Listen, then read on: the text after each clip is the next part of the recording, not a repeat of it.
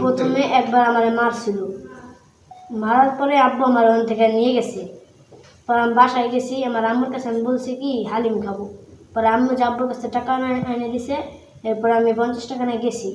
যাওয়ার পরে ওখানে হালিম মালিম কিনছি। এরপরে ওদের একজন মানে সিপাতের এক বন্ধু সজল নাম, এসে পাই কি যে 3টে সিগারেট নিয়ে, এরপরে টাকা দিছে, সিগারেট আনতে গেছি। আনার পরে মোর পর্যন্ত আইসি সিপাত, শাকিল, সজল, ওরা কয়েকজন মিলে, অনেকজন, প্রায় 12-13 জন মিলায় আমার ধুইরে এরপরে মার্চ ওখান থেকে পকেট থেকে ভিডিও ব্যাগের পরে ভিডিও করছে। ভিডিও করে কয় তোর বাপের কাছে দেবো। তারপরে কয় কি তোর বাপরে এখন ফোন দে, তোর বাপের কাছে 5 লাখ টাকা দেবো, তারপরে তোর স্যার বন্যা দিয়ে তোর যেন তো বইতে পারলাম। পরে কয় তোর বাপের ফোন নাম্বার দে। আমি মনে কাইন দিয়েছি, তা আমার সারে নাই। পরে আমার ওই মারতে মারতে এরপরে এসে নিয়ে গেছে মাটি নিয়ে কয় তোর মুনার পাশে কবর দিব ধরে। এরপরে আমি ভয়তে মুক্তি দিয়েছিলাম। এরপরে আমার ধরে কবর মবর খুঁজছে। পরে আরেকজন ফোন দিয়েছে, ওরে ফোন দিয়ে কয় কি যে তুই কোনে আয়, তাড়াতাড়ি আয়।